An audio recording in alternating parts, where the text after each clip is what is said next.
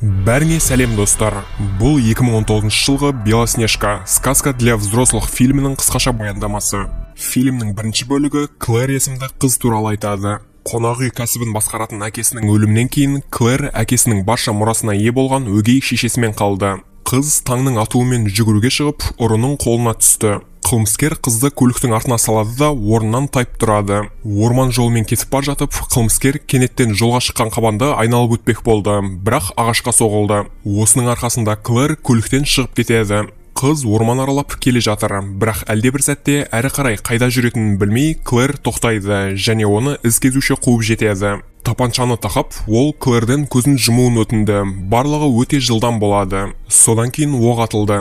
Клэр өзіне бейтаныс үйде келді. Бөлмеге таңғы аспен бірге ер адам кірді. Пьердің сөзінше, ол ормандағы қабандарға аңшылық жасамақ болған, бірақ бұның орнына әйелді атып тастапты. Оның ойынша Клэр бір нәрсені бүлдіріп қойған, өйткені оны әншейіннен әншейін ешкімнің өлтіргісі келмейді емес пе? Қыз полицияны шақыруды ұсынады, бірақ Пьер қарсы. Оның тағы да түрмеге отыруға құлқы жоқ. Бөлмеден шығып, Пьер тағы да киіммен оралды, Клэрдің үстіндегісінің орнына. Қыз ұйықтап жатқанда, Пьер оны шешіндіріп, киімдерін жуып қойған. Киініп алғасын Клэр үйге көз жүгіртеді және тағы да бір еркекті кездестіреді. Бұл Винсент есімді виолончелист. Виолончелисттің ойнап жатқан әуенін тыңдап, қыз ұйықтап қалады, бірақ оны Франсуа тұрғызады. Ол Пьердің егіз бауыры. Олардың айырмашылығы тек Франсуаның тұтығып қалуында. Пьер қызға үйден кетуін өтінді, өйткені оны өлтіруге дайындалғандар Клэрді іздеуі мүмкін және ертелі кеш осы үйге де жетеді. Ал олармен кездесуге жігіттің ешқандай ниеті жоқ. Қыз осында қалу үшін Пьерді көндірмек болды. Әйтпесе, егер ол оны енді қуатын болса, оны неліктен құтқарды. Пьер мұның миға қонымсыз екенін өзі де түсінеді, бірақ сосын Клэрге айқайлап, қыздан шапалақ алады. Пьер оны ұстап алды, бірақ артынан жіберді. Қайта келіп, жігіт қызды сүйеді.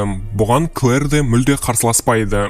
Таңда қыз үйден шығып, Винсентті оның итімен бірге кездестіреді. Егіздер ағаш кесуде, ал қыздың үйде жалғыз өзі қалғысы келмейді. Сондықтан ол виолончелистпен бірге ветеринарға баруды сұранды.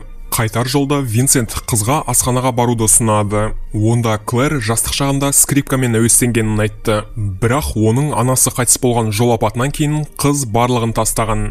Үйге оралғасын Винсент қызға скрипканы сыйлайды. Оның айтуынша музыканы тастауға болмайды. Осы сәтте Пьер пайда болды. Ол Клэрдің Винсентпен бірге барғанына қапалы, өйткені енді олардың үйінде қыз өмір сүретін бүкіл қалашық біледі. Ал демек оны табу мүмкіндігі тек жоғарылауда.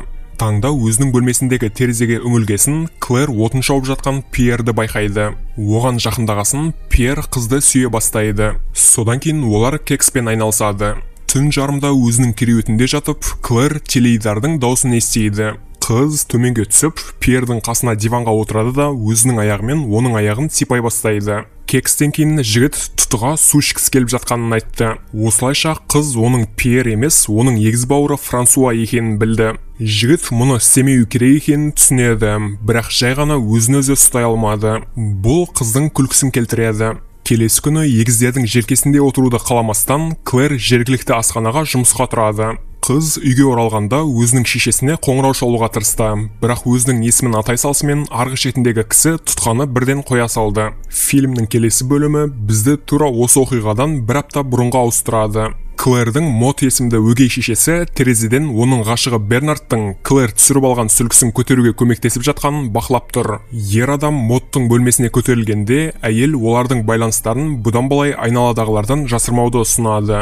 Өйткені оның күйеуі енді тірі емес, бірақ олардың қарым-қатынасқа үзіліс жасаулары керек, өйткені олардың кішкене басылып қалған сезімдерінің бұдан да нашарламауы үшін. Бернард келіседі, ал Мот шығып кеткенде ол Клэрге қоңырау соғып, қызға деген сезімін мойындайды. Мұны көрші бөлмеде кідіріп тұрған Мот естіп тұр. Бұған шыдай алмастан, әйел Клэрді жоюға келіседі. Бірнеше уақыт өткесін жұптар ресторанда түскі ас ішіп отыр. Бернард Клэрдің қайда жоғалып кеткеніне қызығушылық танытты. Ол оны бірнеше аптадан бері көрмеген. Мот мұның бірінші жағдай емес екенін айтып, оны тыныштандырады. Қыз бұрында бірнеше күндеп жоғалып кеткен. Осы сәтте әйелдің телефонына Клэрден қоңырау келеді. Мот бірден телефонды сөндіріп тастайды. Клэрдің жұмысқа орналасқан асханасында барлық қонақтар назарларын қызға аударады. Клэр Винсент пен ветеринарға барған кезде танысқан Шарль есімді жергілікті кітапханашы ұлын әкелді. Клейманды қызбен таныстыруға. Сэм есімді ветеринардың өзі де басқаларынан қалмастан Клэрге қырындай бастады. Ол кешкісін қызды клубқа баруға шақырды. Онда Клэрге әлдебір еркек тисе бастады. Сэм қызға араша түсе алмады. Есесіне мұны Клейман жасады. Үйге қайтар жолда Клэр Сэмді күшті санағанын айтты. Ал ол болса боқмұрын болып шықты. Бірақ бұл тіпті оған ұнайды. Жол жиегіне бұрылып, ветеринар көлікті тоқтатады және қыздан бұл сөздерді тағы да қайталауын өтінеді.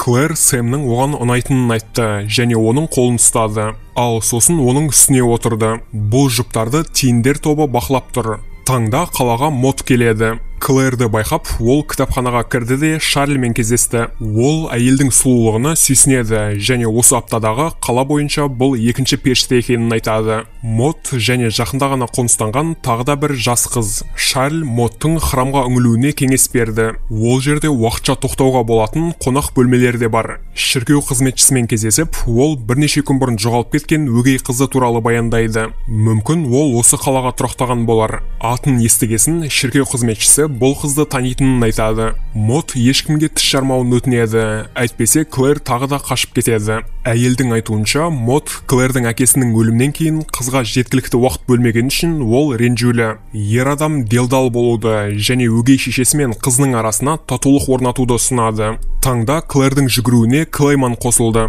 Жігіт қызға сүйкімді көрінді. Оған бұл қалада ұнамайтын еркек жоқ секілді сезім пайда болады. Клейман өте ұялшақ, бірақ бәрібірде жігіт қызды құшақтауға тырысады, алайда жерге құлайды. Орнынан тұрғасын Клейман қашуға ұмтылады. Клэр храмға барып, діни қызметкерге өзінің бірнеше еркекпен байланысы туралы баяндайды. Пердің айтуынша, бұл барша жергілікті таулар қанды еліктіріп жатқан. Пастор храмда Клэрмен татуласуға ынтығып тұрған адам бар екенін айтады және қызды Модқа апарады. Өгей шешесін көріп, қыз оның құшағына ұмтылды. Модтың айтуынша, қыз оған қоңырау соққанның арқасында ол Клэрді тауып алған, бірақ байланыс күтпеген жерден үзіліп кетті. Телефон нөмірі бойынша шешесі қоңыраудың қайдан келгенін анықтаған. Өгей анасына сол күні болған жайтты толығымен баяндап, Клэр осы қалада қалуға ниетті екенін жеткізеді. Мұнда оның көптеген жаңа достары пайда болған. Мод қарсы емес, ол да осында бірнеше күнді өткізеді және Клэрді үйге қайтаруға көндіруге тырысатын болады.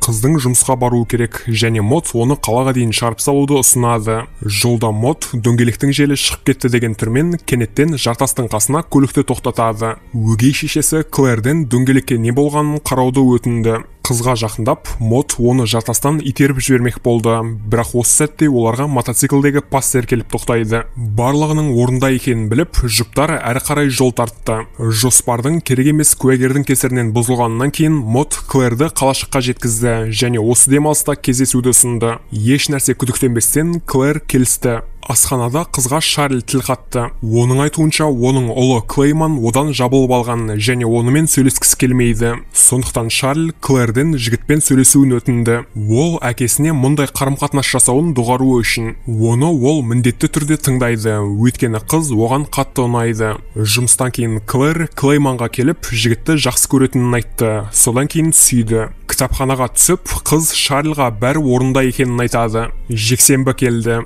Клэр өгей шешесімен бірге пикникке барады. Мод қызға уланған алманы ұсынды. Клэр енді оны тістей бергенде табалдырықтан Клейман пайда болады. Қыз жігіттің оларға қосылуын ұсынды және оған алманы созды. Мод жемісті алып, оның бұл жігітті мүлде танымайтынын айтады. Клейман кешірім сұрап кетіп қалады. Клэр алманы қойып, жігіттің артынан ерді және онымен сәл кейініректен кейін жаңбырдың астындағы орманда махаббатпен айналысады.